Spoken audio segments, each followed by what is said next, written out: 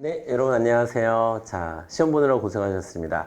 자, 오늘 지방직 시험 있는 날인데요. 자, 어떻게 보면 이제 올해를 마지막으로 해서 선택 과목에서 사회가 없어집니다. 그렇죠? 사회가 없어지고, 자, 여러분들이 각각 이제 여러분이 보시는 직렬에 맞는 그런 이렇게 과목을 선택하게 되시는데요. 그래도 제가 몇 년 동안 뭐 에듀윌에서 또는 공신의료에서 제 수업을 들었던 학생들에게 그래도 마지막으로 제가 사회 해설 강의를 해야 되겠다라는 생각이 들어서 뭐랄까요, 좀 작별 인사 겸 해서 마지막으로 해설 강의를 좀 준비를 해봤습니다.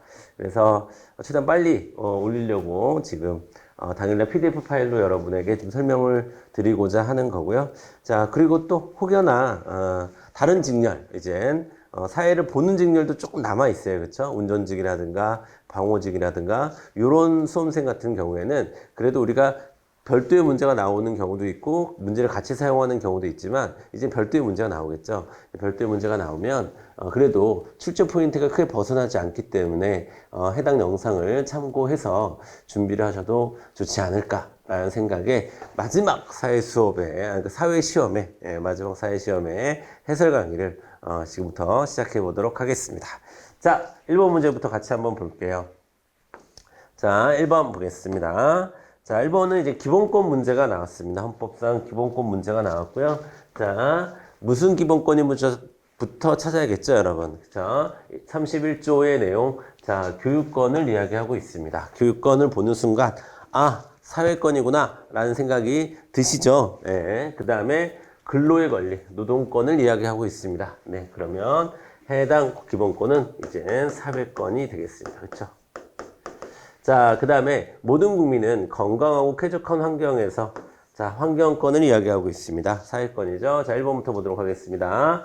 사회권은 국가의 적극적 개입을 정당화한다라고 했는데 맞습니다.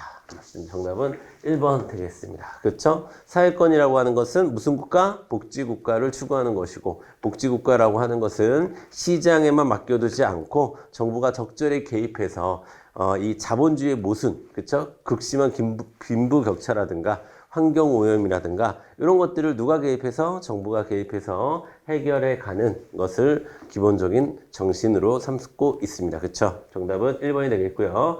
자, 모든 사회권은 기본적으로 열거적 특징을 갖고 있습니다. 열거적 특징을 갖고 있다는 것은 열거된 것만 보장하는 것이 포괄적으로 보장하는 것은 아니다라는 겁니다. 그래서 2번 틀렸고요. 자, 그 다음에 2번 틀렸고, 그 다음에 3번 보겠습니다. 3번. 자, 다른 모든 기본권을 보장하는데 전제가 된다. 여러분, 다른 모든 기본권을 위한 전제 조건, 전제가 되는 기본권, 평등권에 대한 이야기죠. 평등권. 틀렸고요. 자, 2번 같은 경우도 좀 자유권에 가깝다. 이렇게 볼 수 있고요. 그 다음에 4번. 다른 기본권 보장을 위한 기본권. 그쵸? 수단적이고 절차적 권리 뭡니까? 청구권이 되겠죠. 자, 그래서 사회권은 1번밖에 없다. 정답 1번으로 가주시면 되겠고요. 자, 2번 문제 넘어가 보도록 하겠습니다. 자, 다음은 각국 의회의 의원 선거 방식이다 라고 나와 있는데요. 자, 이에 대한 설명으로 옳은 것은 이렇게 나와 있습니다. 일단 의원 정수가 300명인데 지역구 200명, 비례 100명이구나. 자, 지역구는 어떻게 뽑나 보겠습니다.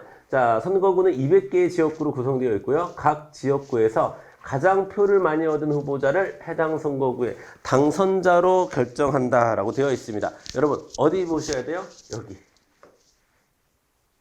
가장 표를 많이 얻은 후보자에게 후보자가 당선자가 된다라는 얘기는 이거 뭐라는 거예요? 다수대표제, 소다라는 거죠. 소다. 자, 소선거구제, 다수대표제를 얘기하는 겁니다. 그 다음에 비례대표제가 밑에 설명되어 있고 이 비례대표제를 통해서 우리는 뭐를 알 수 있냐면 전국을 하나의 선거구로 하고 전국구죠. 비례선거. 우리나라도 그렇고 각 정당의 전국구라는 거 알 수 있고 각 정당이 얻은 득표율에 따라 할당된 정당별 비례대표 연수를 각 정당 미리 작성한 비례대표 후보자의 명부의 순위를 두어 기록. 자, 이거에는 정당 명부식. 자, 그 다음에 1인 2표 방식이구나 라는 것을 알 수 있습니다. 그렇죠? 자, 1번 보겠습니다. 1번 볼게요. 자, 지역선거는, 자, 소다선거는, 자, 절대다수 대표제를 채택하고 있다라고 했는데 틀렸습니다. 여러분, 다수 대표제의 종류는 이쪽으로 오세요. 자, 이쪽으로 오세요. 정리해 드리도록 하겠습니다. 자, 여러분, 다수 대표제는 두 가지 방식이 있죠. 여러분, 다수 대표제는. 자, 다수 대표제는 자, 한 표라도 더 많이 얻으면 당선이 되는 상대 다수 대표제 또는 단순 다수 대표제라는 것이 있고요. 그쵸? 또 하나는 과반수 이상의 득표. 여러분, 과반수 이상이라는 말이 틀린 거죠. 국어적으로. 그쵸? 과반수 자체가 이상이라는 뜻을 갖고 있으니까 과반수를 넘는 정당만 되는 것을 우리가 절대 후보만 되는, 그래서 우리가 절대다수 대표제라고 얘기하는 거고, 특히나 이 절대다수 대표제를 취하게 되면 대부분 어떤 제도를 함께 가지고 있다? 결선 투표제를 함께 갖고 있다. 그래서 1등과 2등을 두고 다시 하면 과반수를 넘는 후보가 생기겠죠. 자, 이렇게 해서 절대다수 대표제와 상대다수 대표제를 구분해 주셔야 되는 거죠. 다수 대표제를 하더라도. 자, 다시 한번 가보겠습니다. 문제로. 자, 문제로 다시 가서, 자, 절대다수 대표제를 채택하고 있다라고 했는데, 자, 표를 가장 많이 얻은 후보자를 해당 선거구에서 당선자로 고르고, 그 다음에 다른 뭐 결선 투표제를 한다거나 과반수 이상의 득표를 해야 된다거나 이런 조건이 붙어 있지 않죠? 그러면 절대다수 대표제가 아니라 상대다수 대표제, 단순 다수 대표제를 의미하는 것입니다. 그래서 1번 틀렸고요. 2번 보겠습니다. 자, 니은의 선출 방식, 니은 비례대표 선출 방식은 한 선거구 내에서 당선자 간 투표 가치의 차등 문제를 발생시킬 가능성이 있다. 네, 제가 수업 시간에 아주 많이 강조하는 포인트죠. 평등선거 원칙 위반 이슈. 자, 그 중에서도 키워드 뭘로 잡으셔야 돼요? 자, 선거구 내에서 당선자 간, 선거구 내에서 당선자 간 표의 등가성 문제가 발생하는 것은 무엇이다? 그렇죠. 중소에서 발생하는 거죠. 중대선거구제, 소수대표제, 1등한 후보와 2등한 후보의 가치 차이 문제를 얘기하는 거죠. 그래서 2번도 틀렸습니다. 3번, 자, 기업 소다의 선출 방식은 비례 선출 방식보다 정당의 득표율과 의석률의 차이를 작게 발생시킨다라고 했는데, 자, 이것도 여기서 한번 정리 한번 해보도록 하겠습니다. 자, 여러분, 요건 이제 뭐라고 얘기할 수 있어요? 사표 발생이라고도 얘기할 수 있죠. 사표 발생. 그렇죠? 여러분, 사표 발생의 정도를 다른 말로 뭐라고 한다? 득표율과 의석률의 차이다. 똑같은 말입니다. 득표율과 의석률의 차이 정도가 크다라는 말과 똑같은 말이에요. 자, 순서 어떻게 됩니까? 소다가 가장 크죠, 여러분. 한 명만 뽑게 되는 소다가 가장 크고요. 그 다음에 여러 명 뽑는 중소, 그 다음에 비례. 요 순서대로입니다. 그쵸? 자, 그러면 다시 한번 돌아가서 보면은, 자, 소다의 선출 방식은 비례대표보다 당연히 득표율과 의석률의 차이를 크게 발생시키는 거죠. 자, 크게 발생시키는 거죠, 여러분. 자, 그래서 3번도 틀렸고. 4번, 자, 비례대표 선출 방식은 소다의 선출 방식보다 의회 의석 배분에 국민들의 의사를 더 충실히 반영할 수 있다. 정답 몇 번? 4번이 되는 겁니다, 여러분. 4번. 되셨죠? 네. 자, 이 얘기는 요거랑도 똑같은 얘기입니다. 사표 발생의 정도가 적어서 국민들의 의사를 덜 왜곡한다 라고 여러분이 정리를 해주시면 되겠고요. 자, 좀 속도 높여서 가보도록 하겠습니다. 3번 볼게요. 3번 볼게요. 자, 가나에 대한 설명으로 옳지 않은 것은 이라고 되어 있는데요. 자, 이것은 지방자치단체 예산 편성 권한을 주민과 공유하며, 여기까지만 읽어도 되죠. 주민참여예산제를 얘기하는 겁니다. 주민참여예산제.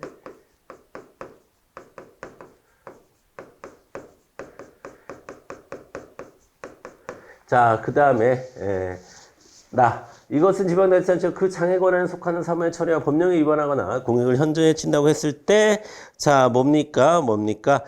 감사를 충분히 주민감사 청구를 얘기하는 거죠. 자, 어쨌든 지방자치에서 직접 민주주의가 실현되는 하나의 과정을 이야기하고 있는 거다. 1번부터 보도록 하겠습니다. 자, 주민참여 예산자의 경우에는 자, 재정 운영의 투명성과 재원 배분의 공정성을 높인다. 맞는 말이고요. 옳지 않는 거 찾는 겁니다. 2번. 주민감사가 청구가 되면 지방자치단체장의 권한이 정지된다라고 했는데 그렇진 않아요. 여러분 답은 2번이고 뭐 감사 받으면 되지 왜 권한이 정지됩니까? 감사 받는다고 권한이 정지되면 그쵸? 지방자치단체장은 할 수 있는 일이 없겠죠. 지방행정은 마비가 되겠죠. 그래서 그렇지 않습니다. 정답은 2번으로 가주시면 되는 쉬운 문제였고 가나 모두 지방자치 활성화에 기여하고요. 지방자치단체의 민주적 의사결정을 강화하는 것입니다. 그래서 사실은 자, 요 2번을 잘 몰라도 1번, 3번, 4번이 너무나 상식적이고 쉽게 나왔어요. 그쵸? 쉽게 풀 수 있는 그런 문제였다라고 볼 수 있고요. 추가적인 설명이 필요 없는 그런 문제였습니다. 자, 4번 보겠습니다. 자, 4번도요, 우리가 너무너무 많이 봤던 문제죠. 여러분, 그쵸? 너무너무 많이 봤던 문제입니다. 우리나라에 들어와 있는 의원내각제적 요소를 찾는 거, 그쵸? 시험에 아주 잘 나오는 거죠. 자, 법률안 제출권, 우리나라에 들어온 의원내각제적 요소 맞나요? 맞습니다. 법률안 거부권은 대통령적 요소. 법률안 제출권은 의원내각제적 요소. 자다가도 엄마가 깨워도 얘기해야 된다고 그랬죠. 지나가다 누가 툭 물어봐도 얘기해야 될 정도로 항상 암기하고 있어야 되는 부분입니다. 사실은 대통령은 국회에 대해 정책 책임을 지지 않는다라고 했는데 맞아요. 우리나라 대통령은 국회에서 정책 책임을 지지 않는다. 여러분 책임을 진다라는 것은 국회에 대해서 책임을 진다 그 얘기는 내가 국회에 의해서 뽑혔다라는 뜻입니다. 하지만 우리나라 대통령은 국회에 의해서 뽑힌 행정부 수반이 아니라 국민들이 직접 선출한 행정부의 수반입니다. 그래서 국민들에 대하여 정치적 책임을 진다라고 표현을 해야 되지 국회에 대해서 정치적 책임을 진다. 어차피 따로 뽑은 건데 그렇죠? 정치적 책임을 질 필요가 없죠. 자, 그래서 니은은 우리나라 의원내각제적 요소는 아닙니다. 국회는 국무총리 또는 국무위원에 대한 해임건의를 할 수 있다. 맞습니다. 이것도 우리나라에 들어와 있는 그러니까 내각 해상권이 있잖아요. 죄송합니다. 내각 해상권이 아니라 내각 불신임권이 있잖아요. 그러니까 일반적인 의원내각제 국가에선 내각 불신임권을 행사합니다. 하지만 우리나라는 전형적인 의원내각제라고 보지는 않잖아요. 우리나라는 굳이 정부 형태로 이야기하면 대통령제입니다. 다만 의원내각제적 요소가 좀 들어와 있는 형태죠. 그러니까 내각 불신임권이라고 하는 의원내각제적 요소가 그대로 들어오기에는 대통령제적인 어떤 시스템이 있기 때문에 약간 변형돼서 그렇죠? 변형된 형태로 국무총리나 국무위원에 대한 해임을 건의하는 정도 수준으로 내각 불신임권이 좀 변형돼서 약화돼서 들어와 있는 것이다. 이렇게 이해하시면 되겠죠. 자, 그래서 디귿번 맞고요. 리을번 대통령 국회에 제출한 법률안에서 거부권을 행사 대통령 거부권은 대통령이 행사하는 거부권은 대통령제적 요소이다. 이렇게 보시면 되겠죠. 자, 4번 문제 보도록 하겠습니다. 우리나라에 들어와 있는 대통령제적 요소, 의원 내각제적인 요소. 자, 중요한 건 의원 내각제적인 요소가 중요하죠. 의원 내각제적인 요소가 중요하죠. 자, 의원 내각적인 요소는 여러분, 둘, 셋, 7개 정도는 외우고 계셔야 되고요. 대통령제적 요소는 3개 정도 외우고 계셔야 됩니다. 그렇죠? 대통령제적 요소 불러볼까요? 자, 탄핵 소추권, 국회의 탄핵 소추권. 그 다음에 또 뭐 있을까요? 탄핵 소추권. 그 다음에 자, 여러분 탄핵 소추하고 그 다음에 대통령이 뭐를 할 수 있다? 대통령의 법률안 다 대통령이 하는 거니까 법률안 거부권.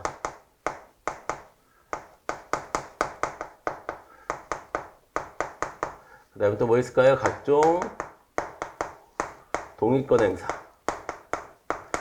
자, 그래서 수업 시간에 제가 말씀드린 거 기억나시죠? 안 친한 사람끼리는 탄핵하고 거부하고 동의한다.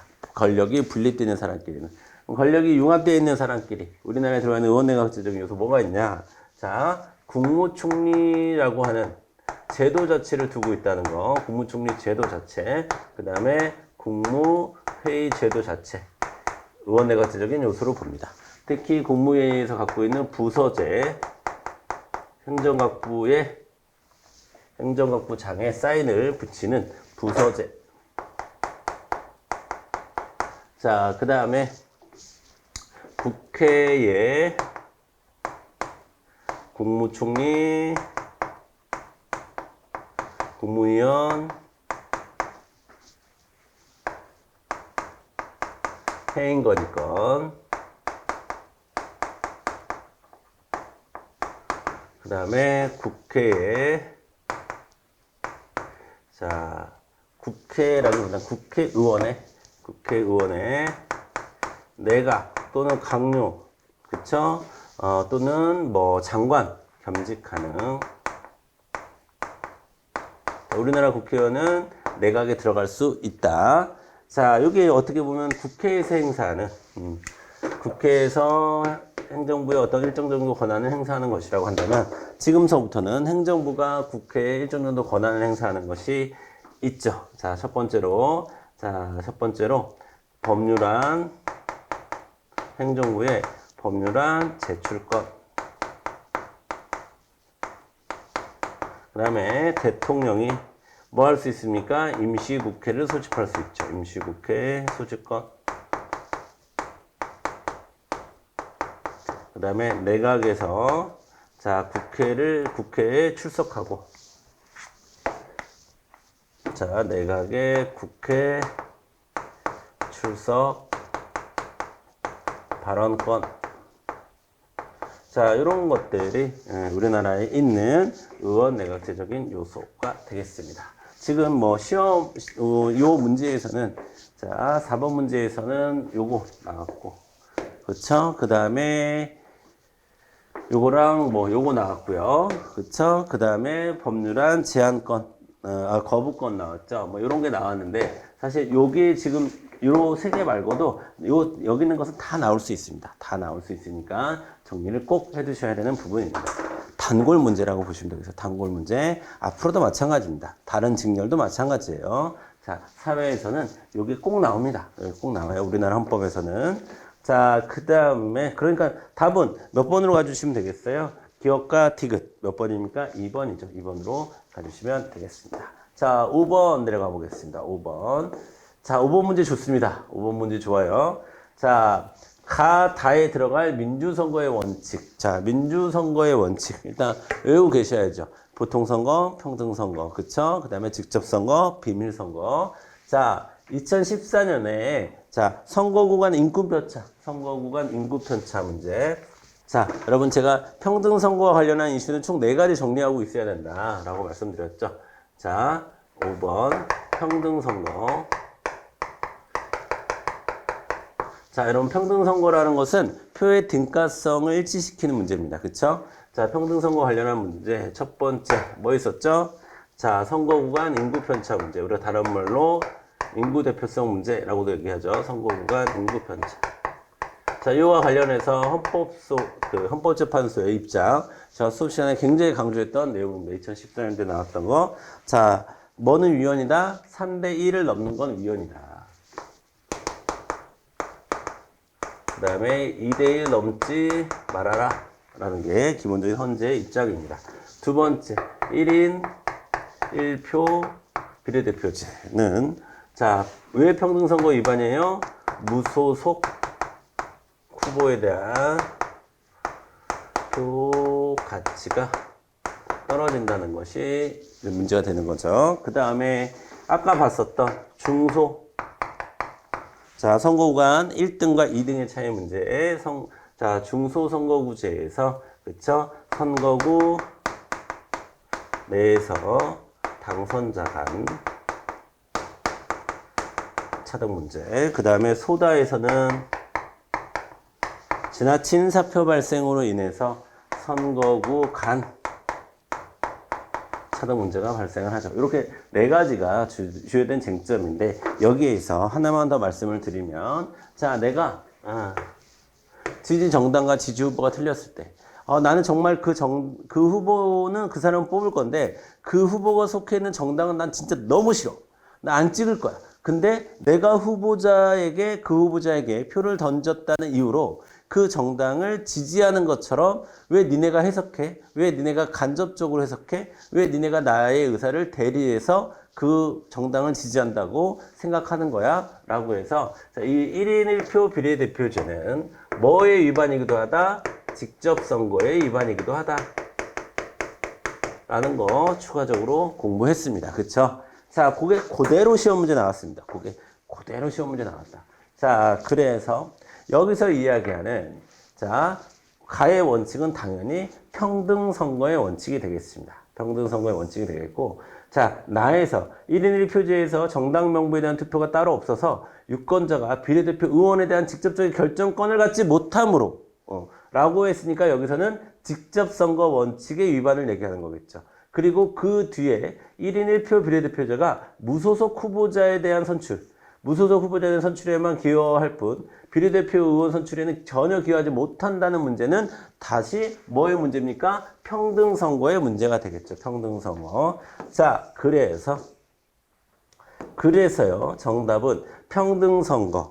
그쵸? 평등선거. 그 다음에 직접선거, 평등선거 순으로 박스 안에 들어가야 하는 겁니다. 아시겠죠?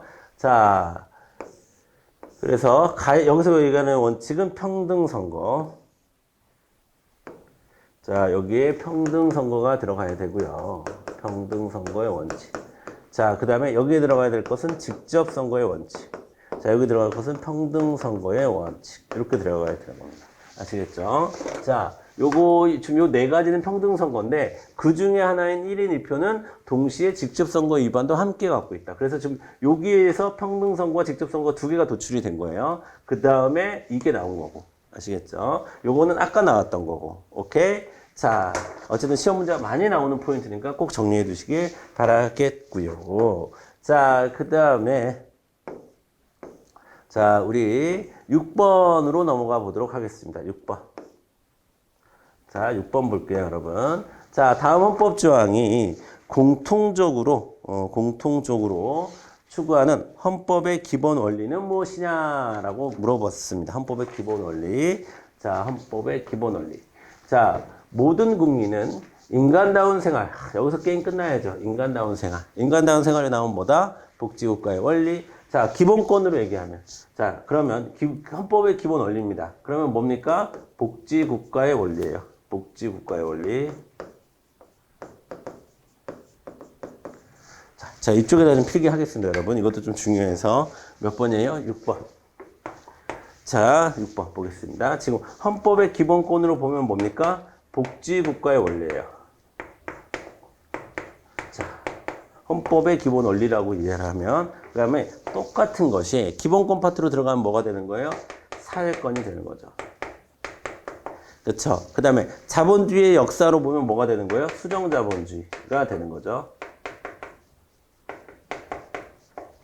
자, 그 다음에 제도적인 측면을 강조하면 사회보장제도가 같은 파트에 들어가는 거고요. 그 다음에 자유와 평등 한번 볼까요? 자유, 복지국가의 원리, 사회권 이런 것들 다 인간다운 삶의 보장. 뭡니까? 여러분, 그 자유라고 보면 20세기에 등장한 프롬 자유죠. 국가로부터의 자유. 그쵸? 국가로부터의 20세기 자유. 20세기 자유라고 할게요. 자, 20세기 프롬 자유, 국가로부터의 자유를 얘기하는 거고. 그 다음에 평등 한번 볼까요? 자, 사회권이 지향하는 평등은 형식적 평등, 실질적 평등, 실질적 평등과 연결이 되죠. 형식적 평등은 참정권에만 연결이 되는 거죠. 자, 이런 것들이, 자, 우리 정치 파트 전 영역에 들어와 있는데 각각 해당하는 파트마다 표현 방식의 차이만 있는 거예요. 아시겠죠? 자, 됐습니다. 자, 이렇게 공부를 한꺼번에 연계해서 통합적으로 해야 여러분이 어떤 파트에서 문제가 나와도 이것을 연결져서 풀 수 있는 겁니다.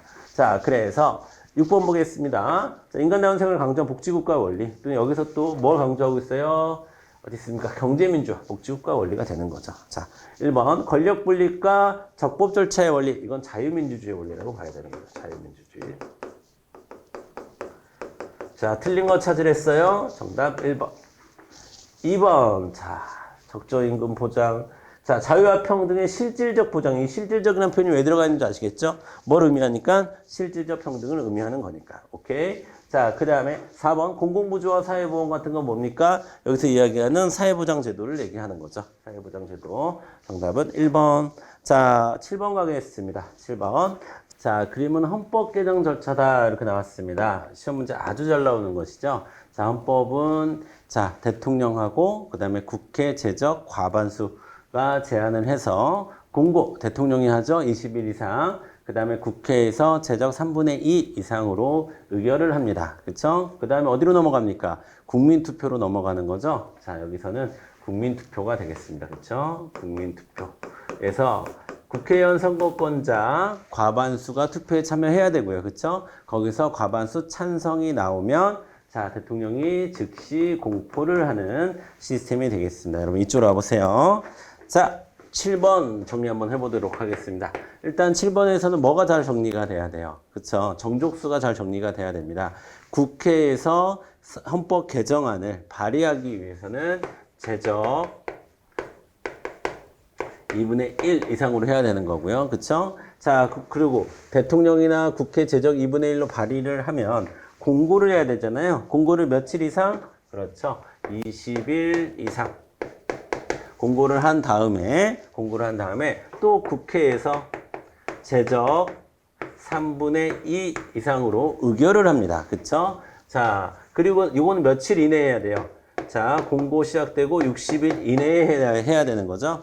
자, 그 다음에 또 국민투표로 넘어가면 전체 국회의원 선거권자의 과반수 투표 참여에 과반수 찬성으로 자, 여러분 결정을 해야 되겠죠. 국민투표에서. 자, 그럼 국민투표까지 국회 의결하고 국민투표까지 걸리는 시간 30일 이내에 국민투표로 가야 되는 것이죠. 그 다음에 과반투 과반찬으로 결정이 되면 대통령은 즉시 공포를 해야 합니다. 아시겠죠? 자, 그러니까 이쪽으로 와볼게요. 자, 그러니까 7번에서 자, 근데 답은 의외로 여러분 되게 쉬운 데서 나왔어요. 그쵸? 자, 1번. 제안은 대통령 또는 헌법재판소의 발의로 한다. 헌법재판소 아니죠. 국회에서 하는 거죠. 국회 제적 2분의 1로 하게 되는 겁니다. 자, 그래서 옳지 않은 거 찾는 거니까 정답은 1번으로 쉽게 갈 수 있었던 문제고요. 자, 2번. 자, 국회 의결은 헌법 개정안이 국회 제적 3분의 2 이상. 오케이. 3번. 다는 국민투표에 당한다. 오케이. 4번. 공포는 국민투표의 헌법 개정이 확정이 되면 대통령이 언제 해야 된다? 즉시 해야 된다. 이렇게 되어 있습니다. 자, 7번의 답은 1번으로 가주시면 되겠고, 우리 8번 가도록 하겠습니다. 자, 우리가 이제 형법의 세계로 들어왔습니다. 자, 범죄가 되기 위해서는 구속요건 해당성, 위법성, 책임성 이 세 가지 조건이 모두 충족이 돼야 되는 거죠. 자, 갑이 행한 행위가 범죄의 성립 요건을 충족하는지에 대한 판단하기 위해서 먼저 자, 이게 구속요건 해당성에 해당할 것이고요. 그 다음에 나의 경우는 위법성을 따져본 후 그 다음에 책임성까지 따진다. 이렇게 가르쳐줘야 되는 거죠. 1번 보겠습니다. 구속요건 해당성은 갑의 행위가 법률에서 금지하고 있는 행위냐 아니냐, 행위 그 자체가 법률에 근거한 범죄냐 아니냐, 이것만 보는 거죠. 그쵸? 그런 거니까 1번은 맞는 말이 되는 거고요. 그쵸? 우린 지금 옳지 않은 것을 찾아야 되는 거니까. 자, 2번 보겠습니다. 갑의 행위가 피해자의 승낙은 우리 위법성 조각사유에 해당하는 거죠. 정당행위, 정당방위, 긴급피난, 자구행위, 피해자의 승낙에 해당하는 겁니다. 사유가 있다면 나에서 범죄 불성립으로 판단될 수 있다. 그렇죠. 이 얘기는 위법성이 조각된다라는 얘기죠. 3번 보겠습니다. 이것도 맞는 말이고요. 가나 모두에서 갑의 행위에 대한 사회적 비난 가능성. 자, 여러분, 요 사회적 비난 가능성 보겠습니다. 사회적 비난 가능성의 경우에는, 자, 예를 들면, 위법성, 예를 들어 볼게요. 어떤 사람의 목을 심하게 잡아가지고, 진짜 그 주변으로 다 피멍이 들 정도로 심하게 멱살을 잡았어요. 자, 그것은 구속요건 해당성의 관점으로 보면, 자, 법률에서 금지하고 있는 행위입니까? 당연하죠. 여러분, 누가 누구의 멱살 잡아서 피멍 들게 합니까? 범죄죠. 그렇죠? 그러나 만약에 그 사람이 한강 다리에서 자살을 하려고 뛰어내리려고 하는데 급하게 난간에서 그 사람을 구하기 위해서 너무 세게 잡아서 목에 피멍이 들었다라고 한다면 그거는 범죄라고 볼 수 없는 거죠. 즉 사회적으로 비난할 수 없는 거죠. 어떠한 행위를 사회적으로 비난할 수 있는가 없는가를 따지는 것 중에 하나가 위법성 조각사유에 해당하는 거고요. 그 행위자, 과연 그 행위자를 우리가 비난할 수 있는가라고 보는 것은 책임성 조각사유. 너무 어려서. 그렇죠? 아니면 심신이 상실된 상태에서 아니면 누군가의 협박을 받는 상태에서 한 행위라고 한다면 사회적 비난을 따지게 되는 거죠. 자, 이렇듯. 자, 여기 첫 번째로 나와 있는 구속요건 해당성 외에는 사회적 비난 가능성을 따질 수 있습니다. 즉, 물을 수 있는 건데 가가 들어가면 안 되는 거죠. 구속요건의 해당성이 들어가면 안 되는 거죠. 그래서 정답은 3번으로 가주시면 되겠습니다. 4번 농하자. 이걸 좀 정리를 한번 해볼게요. 여러분. 자, 심신이 우리가 책임성과 관련해서는 책임성 조각사유라는 게 있고요. 그 다음에 또 책임성 감경사유라는 게 있습니다. 그렇죠? 책임성 감경사유. 자, 책임성 조각사유라고 하는 건요. 어떤 경우에 자, 심신 상실자. 자, 몸과 마음을 상실한 사람. 도저히 가눌 수 없는 상태에 있는 사람. 그런 건 심신 상실자라고 하고요. 이런 경우에는 책임성이 조각될 수 있습니다. 조각된다는 것은 책임성이 깨진다라는 뜻을 얘기하는 거예요. 자, 그 다음에 심신 미약자 같은 경우에는 책임성이 깨지진 않고 줄어들 수는 있다. 그래서 책임성 감경사유라고 얘기한다. 자, 그러면 여기서 이야기하고 있는 자, 청각 및 언어장애인의 경우에는 심신상실자에 해당할까요? 심신미약자에 해당할까요? 그렇죠. 심신미약자에 해당하는 것이고, 그러한 경우에는 가나를 충족한다 되더라도 다가 조각되진 않고 어떻게 된다? 조각이 아니라 어떻게 된다? 감경된다. 그러니까 4번은 맞는 선지가 되는 것이죠. 자, 이렇게 해서 우리가 무엇이 범죄가 되는지에 대해서 한번 따져봤고요. 자, 그 다음에 9번 내려가겠습니다. 이제 형벌을 주기 위해서 자, 어떤 절차가 있냐, 어떤 형사소송 절차가 있느냐 보도록 하겠습니다. 자, 이게 크게 네 가지 소송 절차로 나눌 수가 있고요. 자, 1번부터 보도록 하겠습니다. 수사 단계에서 구속 수사를 하기 위해서는 검사가 발부한 영장이 있어야 된다. 구속영장이 있어야 된다는 얘기인데, 여러분, 모든 영장은 누가 발부해요? 판사가 발부하는 겁니다. 검사가 아니라 판사가 발부하는 거예요. 1번 틀렸고, 2번 기소에서부터 변호인의 도움을 받을 수 있다? 아니죠. 변호인의 도움은 처음서부터 받을 수 있습니다. 그래서 영화나 드라마 같은 데 보면은 막 재벌 같은 사람들이나 유력 정치인이나 막 연예인이나 이런 사람들은 자, 경찰에 잡혀가는 순간에서부터 변호인의 도움을 받죠. 뭐 그렇지 않고 뭐 그런 경우가 아니더라도 뭐 최근의 일이긴 하죠. 뭐 그 한강의 그 대학생 실종 사건 같은 경우 있잖아요. 그 친구 같은 경우 우리가 흔히 A 씨라고 부르고 있는 그 친구 같은 경우에는 아주 사건 초기에서부터 변호사의 도움을 받고 있죠. 자, 그렇게 변호사의 도움을 받는다는 것은 어떤 일정한 시점에서부터 시작되는 것이 아니라 헌법에서 보장하고 있는 권리이기 때문에 형사 절차 초창기 단계에서부터 가능하다. 그러니까 나시기부터라고 하는 개념은 틀린 거죠. 그렇죠? 그 다음에 3번. 자, 공판에서 피고인이 유죄를 입증할 책임은 검사에게 있다. 정답 3번. 자, 그 얘기는 검사만이 형사재판에 뭐가 될 수 있다는 말하고 똑같아요. 원고가 될 수 있다라는 말하고 똑같은 개념입니다. 정답은 3번으로 가주시면 되겠고, 그 다음에 4번 보겠습니다. 4번. 자, 여러분 9번도 한번 같이 정리해 볼게요. 자, 여러분 우리가 형벌은 크게 여러분 무죄가 있고 유죄가 있습니다. 그렇죠? 무죄라는 것은 혐의가 없다라는 뜻이에요. 혐의가 없다. 자, 그 다음에 유죄가 이제 세 가지가 있습니다. 선고유예, 집행유예, 그 다음에 실형. 이렇게 세 가지가 있는 거예요. 뭐에? 유죄. 자, 여러분 그러면요. 자, 무죄는 당연히 집에 가는 거고 선고유예도 집에 가는 거예요. 구금되는 게 아니라 선고 자체를 유예해 주는 거니까요. 자, 집행유예는 선고는 있었으나 그 선고에 대한 집행을 유예해 주는 거니까 이것도 집에 가는 겁니다. 그럼 구금되는 것은 자, 판결로서 구금되는 것은 뭐가 있어요? 자, 실형밖에 없는 거죠. 바로 그 선고로서 자, 구금으로 이어지는 것은 자, 그러니까 4번 보겠습니다. 라에서 유죄 판결이 확정되면 자, 이거 다 유죄입니다. 그러니까 유죄 판결이 확정되면 무조건 구금으로 된다라고 이야기할 수는 없는 거죠. 그렇죠? 선고유예의 경우도 있고 집행유예의 경우도 있으니까. 그래서 4번 선지 틀린 겁니다. 반드시 구금되는 것이 아니라 선고유예나 집행유예를 받았을 경우에는 구금되지 않을 수도 있다. 실형의 경우에만 구금이 되는 것이다. 이렇게 정리해 주시면 될 것 같고 정답은 쉽게 3번으로 가주시면 되겠습니다. 자, 그 다음에 10번 문제 한번 같이 보도록 하겠습니다. 자, 다음은 판결문의 일부이다. 밑줄친 이 사건에 해당하는 경우로 자, 이 사건의 경우 갑이 을에게 100만 원을 빌려주면서 맺은 계약이 무효래요.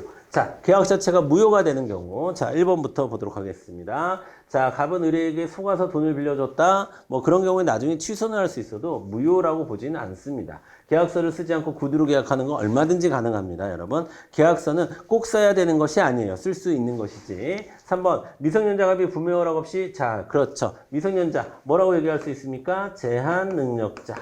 자, 제한 능력자의 행위는 취소 무효, 취소 사유가 되는 거죠. 그래서 3번도 아니고요. 4번, 갑은 약속길 내에 채무를 변제하지 않으면 의뢰소 이렇게 사회상규에 어긋나는 조건을 다는 계약은 애초에 성립하지 않습니다. 그래서 정답은 4번으로 쉽게 가질 수 있는 부분이고요. 자, 11번 가겠습니다. 밑줄친 기업과 미음에 대한 설명으로 옳은 것은 이라고 되어 있는데, 자, 우리가 이제 사회문화로 넘어왔어요. 자, 1번부터 보도록 하겠습니다. 기업. 자, 회사. 공식적 사회화기관입니까?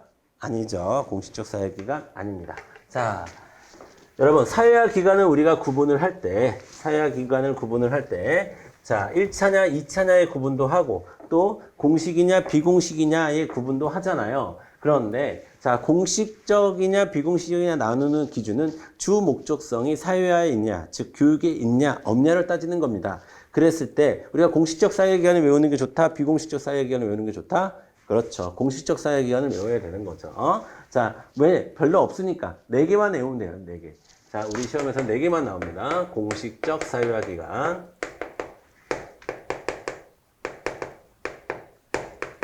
4개만 외워두세요. 4개. 자, 학교, 학원, 교도소, 직업훈련원,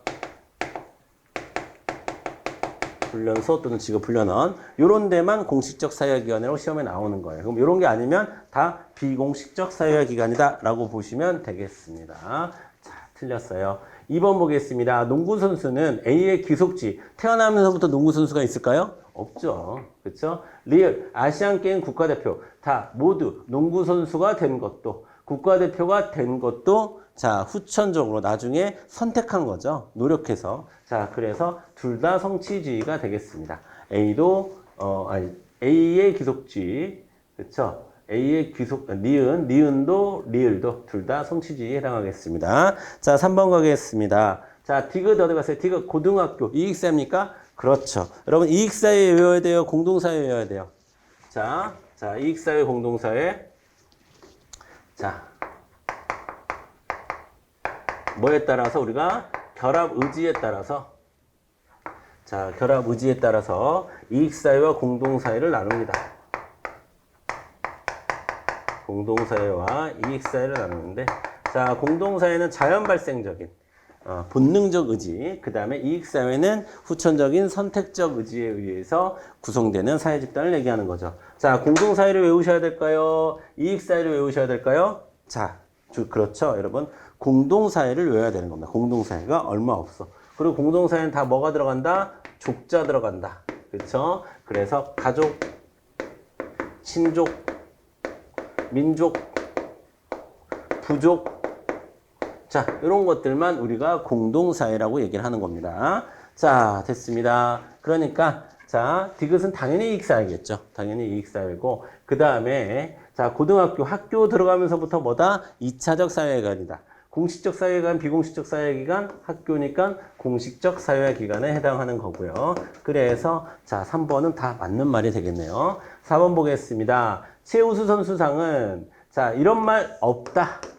자, 항상 역할에 대한 보상이란 건 없다. 역할이라고 하는 것은 사회적 기대인데 사회적 기대를 받고 있다는 이유로 보상해 주진 않는다. 그것을 행동에 옮겼을 때 보상이 일어나는 거고 그것을 행동에 옮겼을 때 평가가 일어나는 거고 그것을 행동에 옮겼을 때 제재가 따르는 거죠. 그래서 항상 역할, 행동에 대한 제재, 보상, 평가 이렇게 접근하셔야 되는 겁니다. 4번 틀렸습니다. 정답은 3번으로 가주시면 되겠고요. 12번 가겠습니다.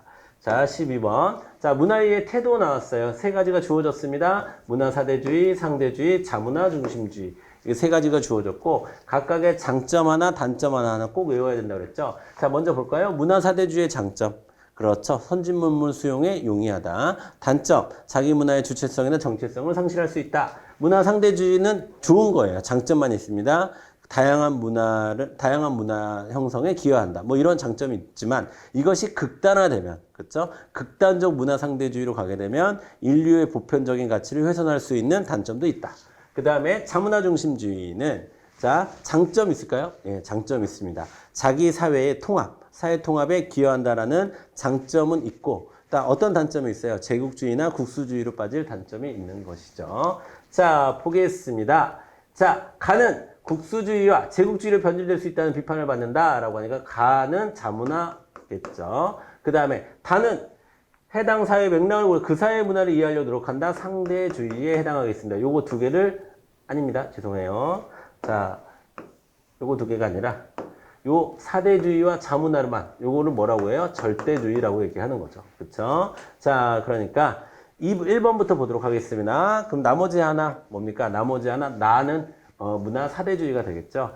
가는 자문화의 객관적 이해에 기여한다라고 되어 있는데요.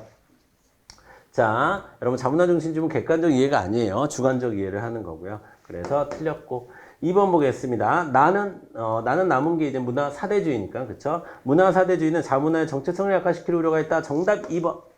쉽죠? 그 다음에 3번. 다 어디 갔어요? 문화 상대주의는 다문화 사회에서 문화적 갈등을 초래한다. 아닙니다. 문화적 갈등을 최소화시키는 게 문화 상대주의라고 할 수 있죠. 왜? 다른 문화를 존중하는 거니까. 그 사회 맥락에서 이해하려고 노력하는 거니까. 자, 그래서 4번 보겠습니다. 자, 가는 다 틀렸습니다. 그죠? 가는 자문화, 나는 사대주의, 다는 상대주의로 가셔야 되는 거고요. 됐습니다. 그 다음에 13번 가겠습니다. 자, 13번 비율 문제가 나왔는데, 자, 여러분 이쪽으로 오세요. 자, 13번. 자, 제일 먼저 13번 같은 문제가 나오면요, 여러분 문제 한쪽에다가 자, A국의 상중하,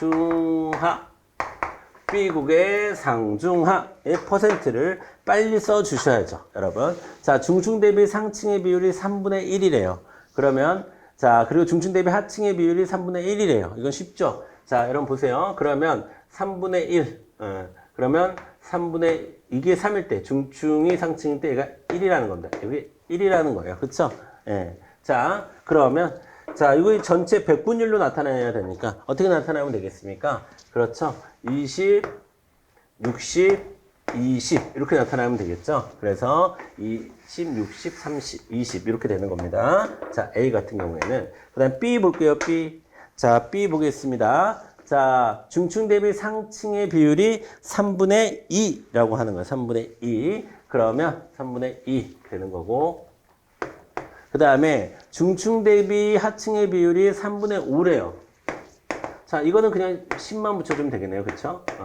자, 그래서 20%, 30%, 50% 이렇게 되는 겁니다. 되셨죠? 자, 1번부터 보도록 할게요. 전체에서 상층이 차지하는 비율은 A국이 B국보다 높다? 아니죠. 같죠. 둘 다 20%로 같지 않습니까? 그래서 같다라고 보셔야 되는 거고. 2번, 전체에서 하층이 차지하는 비율은 A와 B국이 동일하다? 아니죠. 어디가 훨씬 더 큽니까, 여러분? B국이 50%로 훨씬 더 크죠? B국이 50%로 훨씬 더 큽니다. 자, 그 다음에 3번 보겠습니다. 상층 대비 하층의 B는 A국보다 B국이 높다라고 되어 있는데, 자, 상층 대비 하층의 B 보도록 할게요. 그러면, 자, B국이 하층이 훨씬 더 많잖아요. 그쵸? 자, 그러니까 여기는 상층 대비니까 1이 나올 거고, 여기는 2분의 5가 나오겠죠. 자, 그러니까 정답은 몇 번? 3번으로 가주시면 되겠습니다. 4번, A국은 피라미드요. 자, 여러분. 자, 중층이 가장 많아요. 그럼 A국은 피라미드가 아니라 다이아몬드형. B국은, 자, 완전히 피라미드형처럼 생겼죠? 2, 3, 5. 자, B국이 피라미드형이죠. A국이 다이아몬드형이고, B국은 피라미드형입니다. 이 두 개 바뀌어야겠네. 오케이? 정답은 3번 가주시면 되겠습니다. 자, 14번 내려갈게요. 자, 14번 보겠습니다. 자, 다음 연구 단계를 순서 없이 나열하는 것이다 라고 되어 있어요. 자, 이에 대한 설명 옳은 것은, 자, 볼게요. 무작위로 선정한, 자, 질문지 조사를 실시했어요. 질문지 조사를 실시했고, 그 다음에 알아보고자 했고요. 그 다음에, 자, 가설을 설정했고, 그 다음에 자료를 분석하고, 자, 결론을 내려서 통계적으로 유의미한 건지를 따지고 있습니다. 자, 이것에 이제 이름을 붙이면요. 여러분, 가 같은 경우를 뭐라고 얘기하냐면, 자, 가 같은 경우, 이쪽으로 오세요. 가 같은 경우를 뭐라고 얘기하냐? 14번. 자, 가 같은 경우, 자, 무작위로 선정한 조사를 했다. 라고 했는데, 자, 여러분. 자, 요것을 우리가 자료조사라고 얘기합니다. 자료조사. 자료조사.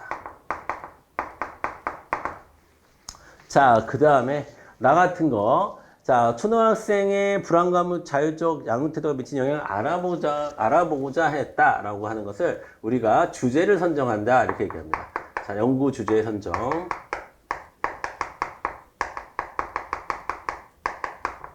자, 그 다음에 다 보겠습니다. 부모의 자율적 양육 태도가 높을수록 초등학생 자녀니까 가설을 설정했다. 이런 것을 우리가 뭐라고 얘기합니까? 연구 설계 과정이다 라고 얘기합니다.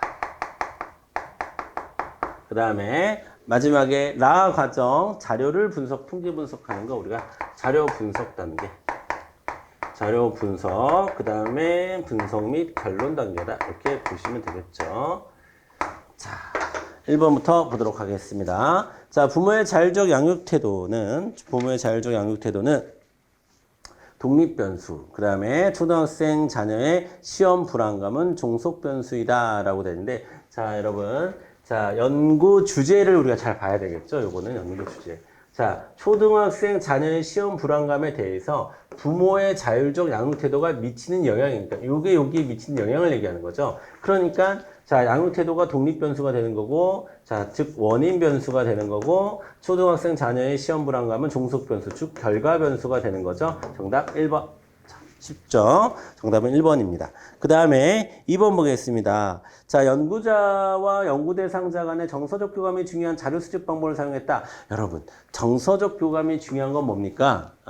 이건 지금 양적 연구고요. 그렇죠? 어떤 걸 해야 되는 거예요? 질적 연구를 해야 되는 거죠. 질적 연구 중에서도 뭐? 면접법. 뭐 이런 것들이 자, 정서적 교감을 중시한다. 우리가 라포를 형성한다. 그렇게 얘기를 하죠. 자, 3번 보겠습니다. 자, 가와 달리 나라에서 연구자의 엄격한 가치 중립이 요구된다. 자, 여기서 여러분, 엄격한 가치 중립이 요구되는 곳은 요쪽입니다. 자, 엄격한 가치 중립이 적용돼야 되는 거고, 자, 여기에서는 가치가 어느 정도 개입이 돼요. 내가 뭘 연구하고 싶은지, 그리고 그걸 어떻게 설계할 것인지, 이런 것들은 연구자가 판단하고 결정하는 거예요.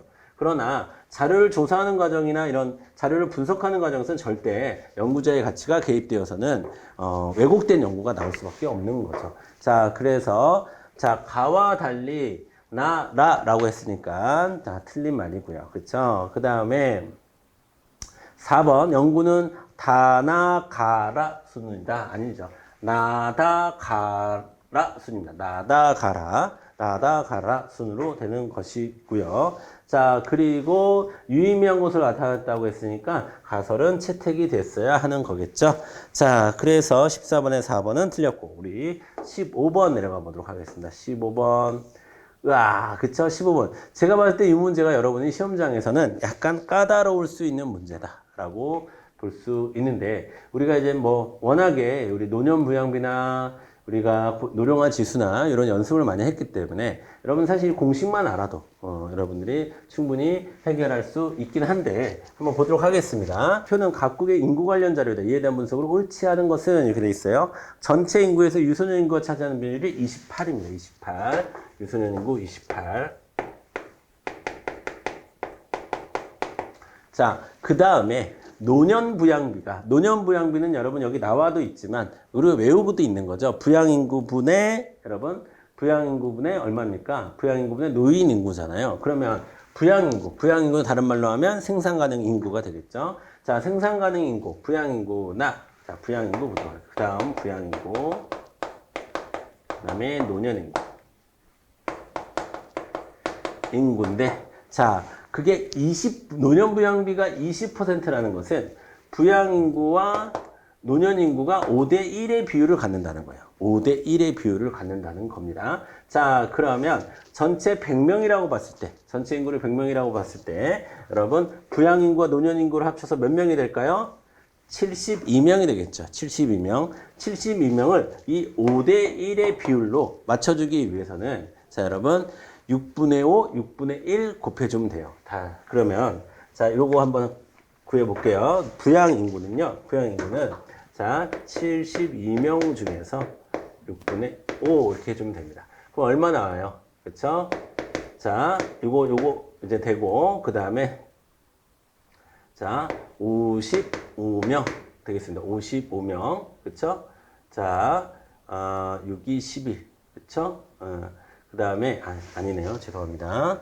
자, 12니까 몇 명 나옵니까? 60명 나오네요. 60명. 그쵸? 60명 나오네요. 60명. 자, 그 다음에 또 노년인구는 5대 1의 비율이니까 72 곱하기 6분의 1 해주면 되겠죠? 그럼 얼마입니까? 그쵸? 12 되는 거죠. 그러면 요걸 다 합치면 100명이 나오는 거죠. 되셨죠? 그래서 5대 1로 비율에 나타난다는 것은 6분의 5와 6분의 1을 곱해주면 되는 문제구나. 여러분 이렇게 접근하는, 여기가 좀 어려워요. 이렇게 접근하는 것이 좀 쉽지 않을 수 있는데 이런 그러니까 같은 문제 좀 훈련을 했어야 되는 부분입니다. 이게 T년이고요. 그 다음에 T 플러스 50년을 볼게요. T 플러스 50년에서 유소년 인구가 20명이라고 주어졌습니다. 그러면 나머지 20%라고 주어졌어요. 그러면 전체 인구를 100명이라고 봤을 때 부양 인구와 노년 인구를 합치면 얼마가 될까요? 80명이 되겠죠. 80명. 그쵸? 그러면 이것도 똑같아요. 똑같아. 지금 여기서 60%라고 했으니까 60%는 여러분 얼마입니까? 100분의 6이죠. 100분의 6이니까 60%니까 5분의 3이죠. 5분의 3. 그러니까 자, 5분의 3이니까 5대 3의 비율이겠구나. 이렇게 하면 돼. 5대 3의 비율이겠구나. 이렇게 보시면 되겠습니다. 자, 그래서 남은 인구가 80명이잖아요, 이제. 아이고야. 남은 인구가 80명이니까 80 곱하기 5분의 3 이렇게 해주시면, 자, 5분의 3 이렇게 해주시면요. 근데 이거는 사실 이렇게 안 해도 되죠. 이렇게 안 해도 됩니다. 왜냐면 여러분, 자, 20명의 5대 3이에요. 그러면 당연히 부양 인구는 얼마일까요? 그렇죠. 50명이 되는 거겠죠. 50명. 그렇죠? 50명이 되는 거고, 그 다음에, 자, 이것도, 자, 5분의 3 하면 80의 5분의 3. 80의 5분의 3 하면 50명이 안 나올 거예요. 그렇죠? 그렇게 계산하면 안 되는 거죠, 이거는. 자, 그런데 그렇게 계산하면 좀 복잡해지죠. 어떻게 보면 8분의 5, 8분의 3 이렇게 곱해야 되는 거죠. 자, 다시. 똑같이 하면 80 곱하기 5분의 3이니까 5대 3이니까 8분의 5. 자, 이렇게 하면 얼마니까? 당연히 50이 나오겠죠. 이렇게 지우면. 그쵸? 그 다음에 80 곱하기 5분의 3 이렇게 해주면, 자, 당연히 이거는 30이 나오는데, 자, 이건 근데 감각적으로도 이게 20이니까, 5대 3이니까. 지금 구조가 5대 3으로 나왔잖아요. 5대 3. 자, 이렇게 접근을 해주시면 되겠습니다. 이렇게, 요것만 되면 사실은 선지를 구별하는 것은 그렇게 어렵지 않은데, 여러분, 여기까지 도출하는 과정이 그렇게 쉬운 문제는 아니었다라고 볼 수 있고요. 자, 그래서, 자, 우리 15번 보도록 할게요. 15번. 자, 15번 우리 1번부터 한번 볼까요? 1번. 자, T년의 유소년 부양비는 50이다라고 되어 있습니다. 자, T년의 유소년 부양비. 자, 유소년 부양비라고 하면, 자, 60분의 28이라고 해야 되는 거잖아요. 그쵸? 부양인구분의 유소년 인구니까, 자, 50이 나올 수 없겠죠. 여러분, 50이 나오려면 유소년 인구가 28%가 아니라 30%가 되어야, 6분의 30, 2분의 1, 50%가 나오겠지만, 이건 6분의 28은 50%는 안 나오겠구나라고 여러분이 감각적으로 알 수 있는 문제입니다. 그래서 이거는 X. 자, 그 다음에 2번 보겠습니다. 자, 2번. 이거 지금 옳지 않는 거 찾는 거네요. 정답은 1번인데, 그쵸? 1번. 자, 틀렸습니다. 그 다음에 T 플러스 50년의 노령화 지수는 100 이상이다라고 되어 있는데, 자, 노령화 지수는 어떻게 하면 되는 거예요? 노령화 지수는, 자, 노령화 지수는 부양인구분의 노년인구 하면 되는 거죠? 그쵸? 부양인구분의 노년인구 하면 되니까, 자, T 플러스 2년에, 자, 노령화 지수. 죄송합니다. 노령화 지수네요. 잘못 읽었어요. 노년 부양비로 잘못 읽었는데, 노령화 지수니까 당연히 유소년 인구분의 노인 인구라고 해야 되는데, 자, 유소년 인구가 28이니까, 그쵸? 유소년 인구가 28이니까, 유소년 인구분의 T 플러스 50년. 자, 유소년 인구가 20이죠, 20. 죄송해요. 자, 20. 자, 그래서 이거는 20분의 30이 나오겠지. 20분의 30이니까 당연히 150이 나올 겁니다. 150. 그러니까 100 이상이다. 맞는 말이죠. 150은 100 이상이니까요. 3번 보겠습니다. 전체 인구에서 부양인구가 차지하는 비율은 T년보다 T 플러스 50년이 낮다라고 되어 있는데, 자, 전체에서 부양인구가 차지하는 비율은 여기까지 구했으면 쉽죠. 이건 60%고, 이거는 50%죠. 그러니까, 자, T년보다 T 플러스 5년이 낮다라고 얘기할 수 있고요. 자, 그렇습니다. T년에는 60%.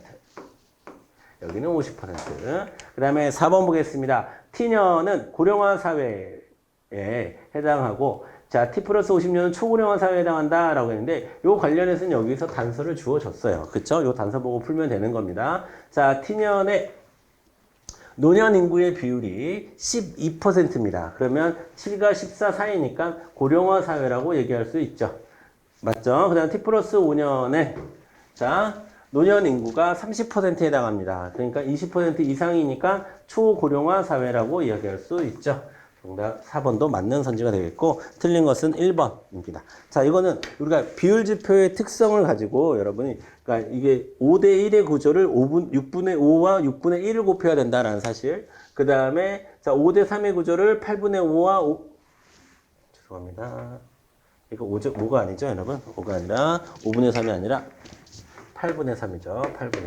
8분의 5와 8분의 3으로 곱해서 이렇게 접근을 해줘야 된다라는 거. 여기가 좀 어려운 거예요. 여기가 좀 어려운 거였는데, 자, 이런 부분은 여러분이 많이 문제풀이 훈련을 통해서 사전에 훈련이 되어 있어야 되는 부분이다라는 말씀 드리고요. 그 다음에 16번 보도록 하겠습니다.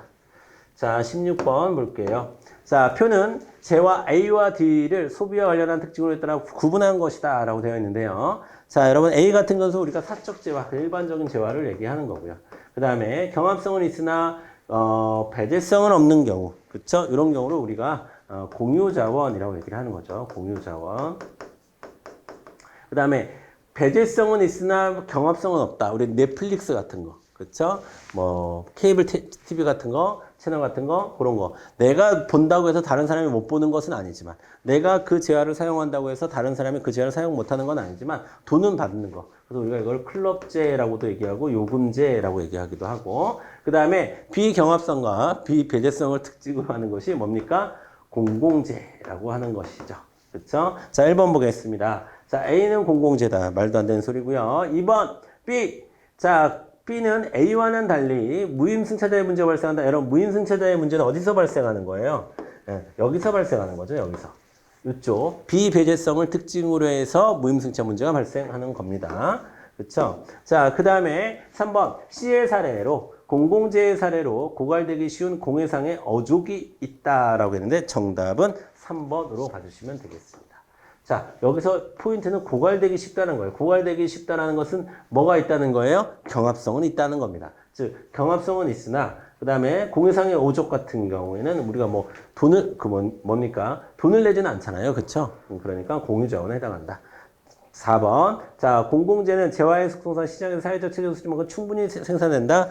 충분히 거래된다? 그렇지 않죠. 여러분, 공공재에서 문제가 뭡니까? 과소 생산이, 과소가 문제죠. 과소 생산이 문제가 되는 겁니다. 아무도 수익성이 낮기 때문에 생산하려고 하지 않습니다. 사회적으로 굉장히 필요한데, 이게 바로 우리가 시장 실패로 공공재를 이야기하는 이유죠. 돼요? 자, 됐습니다. 그 다음에 17번 갑니다. 17번. 자, 17번. 자, 값은 X제와 Y제만을 합리적으로 소비한다. 여러분, 합리적으로 소비한다라는 단어를 들었을 때, 자, 합리적인 소비가 되기 위해서는 우리가 뭐가 큰 순서대로 효용이 큰, 무슨 효용? 한계 효용이 큰 순서대로 소비한다. 이렇게 가시면 되는 거죠. 자, 그 다음에 각 재화의 가격은 5달러이고 값의 현재 용돈은 25달러이다. 다 값은 용돈을 모두 사용한다. 오케이. 자, 그러면 자, 여기에서 여러분, 자, 여기서 여러분 보세요. 자, 여기서 중요한 표현이 있습니다. 뭡니까? 자, 각 재화 한계 추가 소비에 따른 편익 증가분. 자, 이것을 우리가 네 글자로 바꾸면 뭡니까? 그렇죠. 한계 효용이라고 하는 거죠. 한계 효용. 자, 그렇죠. 자, 그래서 볼게요. 1번부터 보도록 하겠습니다. 그럼 한계용이 큰, 여기가 지금 나와 있는 한계용이에요. 그럼 한계용이 큰 순서대로 소비하면 되는 거잖아요. 자, 한계용이 제일 큰 게 언제입니까? YJ 한계 소비할 때. 그쵸? 제일 크잖아요. 그 다음엔, 자, XJ 한계 소비할 때, YJ 2개 소비할 때. 그 다음은, XJ 2개 소비할 때. 그 다음은 XJ 3개 소비할 때. 그러면 XJ 3개와 YJ 2개를 소비하는 것이 가장 효용이 높겠네요. 그쵸? 자, 1번 보겠습니다. 자, XJ 2개, YJ 3개 아니죠. XJ 3개, YJ 2개죠. 틀렸습니다. 2번 볼게요. XJ 소비 증가에 따른 총편익은 지속적으로, 총편익은요, 여러분, 한계가 마이너스로 떨어지지 않는 이상은 지속적으로 증가합니다. 그쵸? YJ만을 소비하는 경우 총편익은 양의값을 갖죠. 양의값을 갖는다라고 해야 되는 거고요. 자, 그러니까 12에서 10을 더하고 22, 6을 더하면 28, 0을 더하면 28, 8을 빼면 20. 자, 음의값이 아니죠. 4번, 용돈이 5달러가 더 증가하면 그 얘기는 뭐냐요? 하나를 더 생산할 수 있다는 거 아니에요? 하나를 더 소비할 수 있다는 거 아니에요? XJ든 YJ든. 그 다음 편이 큰 거 계산 찾으면 되죠. 자, 남은 것 중에서 뭐가 큽니까? YJ 아닙니까? YJ 한 개를 추가로 소비하게 될 것이다. 정답 4번. 잊지 마십시오. 여러분, 합리적인 소비는 뭐다? 한계의 효용이 큰 것부터 차례대로 소비하는 것을 의미하는 겁니다. 어떤 조건 하에서? 예산의 제약 하에서. 지금 여기서 예산의 제약은 25달러가 되는 거죠. 그리고 가격은 5달러니까 5개를 소비할 수 있구나 라는 전제 속에서 출발해야 되는 문제였습니다. 됐죠? 자, 18번 내려갑니다. 18번. 자, 수요의 가격 탄력들을 결정하는 요인에 대한 설명으로 옳지 않은 것은 이라고 되어 있는데, 자, 여러분 이쪽으로 보세요. 자, 탄력성입니다. 수요의 가격 탄력성. 수요의 가격 탄력성에 영향을 미치는 요인 하나 볼게요. 자, 첫 번째. 자, 제일 많이 나오는 게, 자, 재화의 성격입니다. 자, 재화의 성격이 사치제인 경우가 있고, 그 다음에 필수제인 경우가 있습니다. 자, 여러분, 사치제는 금문보석 뭐 이런 걸 얘기하는 것이 아니라, 내가 일상생활을 하는데 혹은 생활을 하는데 뭐 없어도 되는 그런 것을 우리가 사치제라고 얘기하는 거예요. 그런데 그런 사치제가 가격이 올랐어요. 아, 그럼 뭐 없어도 되는데 뭐 당장 급한 거 아니니까 나중에 살까라고 빨리 민감하게 반응을 한다라는 뜻입니다. 그 다음에 필수제는 없으면 안 되는 거. 우리가 일상생활 할 때 없으면 안 되는 거. 자, 그러면 어떻게 되는 거예요? 사치제는 탄력적이고 필수제일수록 비탄력적이다 라는 걸 알 수가 있습니다. 두 번째, 대체제의 수. 자, 대체제가 많아요. 그러면 해당 제화의 가격이 올랐을 때, 콜라 가격이 올랐을 때, 아, 나는 콜라랑 뭐 사이다랑 먹는 거랑 똑같아. 근데 콜라 가격이 올랐어? 아, 그럼 사이다 먹지 뭐. 환타 먹지 뭐. 이렇게 되는 거예요. 자, 그러면 탄력적이고 민감하게 반응하는 겁니다. 하지만 대체제가 없어요. 오로지 딱 그 한 종류밖에 없습니다. 적으면 비탄력적이죠. 자, 그 다음에 세 번째, 소득에서 차지하는 비중.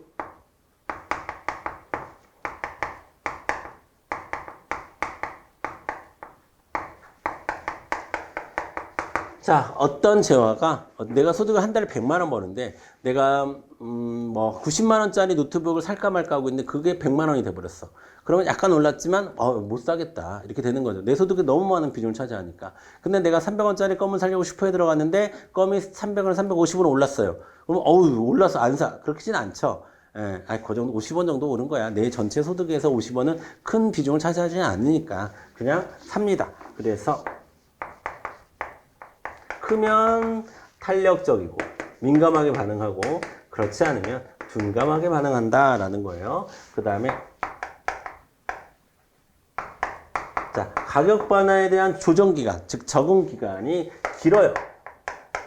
그러면 예를 들어서 기름값이 올랐어. 아, 기름값이 올라서 나 도저히 자가용 타고 못 다니겠어. 그럼 자가용 팔아야 되는 시간도 필요하고 대중교통을 이용하는 방법도 좀 알아봐야 되고 뭐 이런 시간이 필요하겠죠. 자, 그래서 길면은 가격 변화에 반응을 할 수가 있어요. 그런데 당장 기름값이 올랐다고 해서 그 주유소에서 차를 세워놓고 버스를 타고 갈 수도 없는 거 아니겠습니까? 자, 그래서 조정할 수 있는 기간, 반응할 수 있는 기간이 짧아요.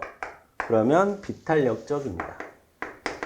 자, 우리가 수요의 가격 탄력성에 영향을 미치는 것들은 요 네 가지만 여러분이 정리해 두고 계시면 되겠습니다. 되셨죠? 자, 그러면 볼게요. 자, 사치품에 비해 필수품에 대한 수요의 가격 탄력가 더 크다라고 되어 있습니다. 당연히 틀렸죠. 사치품이 더 크다니까. 그렇죠? 필수품보다는 사치품이 자, 더 탄력적입니다. 아시겠죠? 자, 아주 쉽게 정답은 1번. 자, 2번서부터 한번 읽어볼까요? 대체재가 없는 상품보다는 있는 상품이 수요에 대한 가격 탄력도가 더 크다. 봤고요.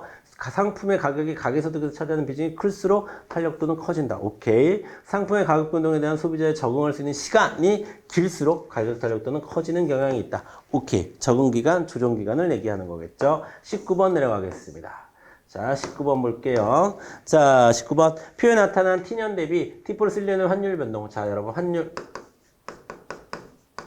T년에는 자, 1달러를 사는데 1075원을 썼다는 얘기입니다. T4를 1년에는 1달러를 사는데 1138원을 썼다는 얘기예요. 환율 어떻게 된 겁니까? 증가한 겁니다. 원화 가치 떨어지고 달러 가치 올라갔겠죠. 1번 보겠습니다. 달러화 대비 원화 가치 상승으로.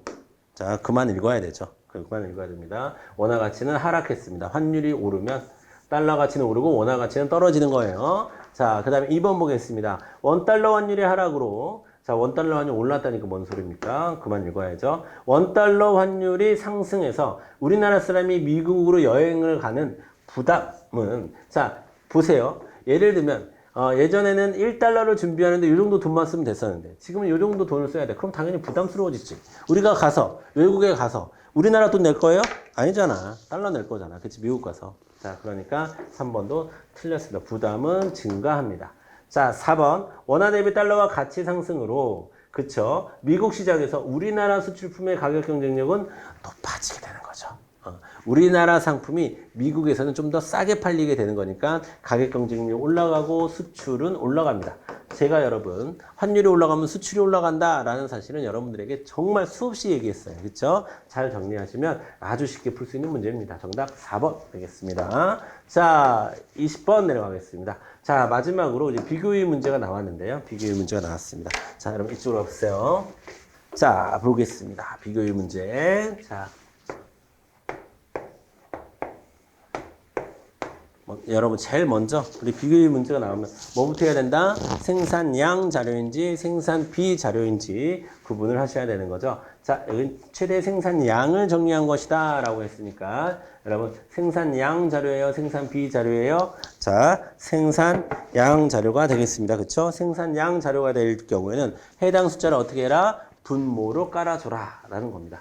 자, 그러면 자, 볼게요. 갑과 을 그 다음에 물고기하고 그 다음에 나무 열매가 있네요. 자, 그러면 자, 물고기 10마리랑 나무 열매 3마리를 바꾸는 나라가 갑이라는 나라입니다. 그쵸? 그쵸? 그러니까 얼마입니까? 물고기의 기회비용은 얼마입니까? 10분의 3 이렇게 해주셔야 되고요. 여기는 3분의 10 이렇게 해주시면 되겠죠?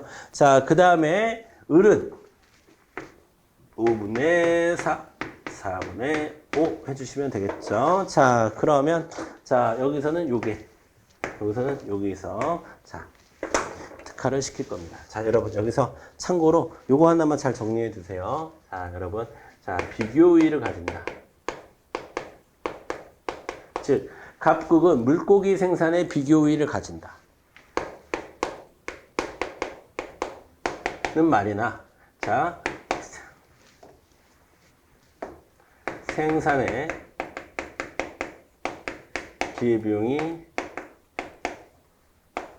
작다는 말이나 특화 생산한다는 말이나 수출한다는 말이나 교역했을 때 소비의 기회비용이 커진다는 말이나 다 똑같은 말입니다.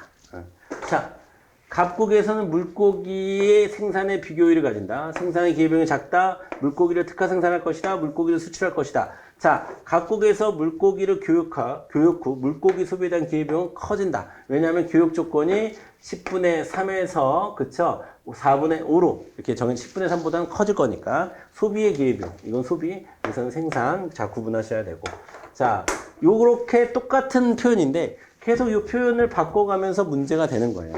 아시겠죠? 자 보겠습니다. 1번 볼게요.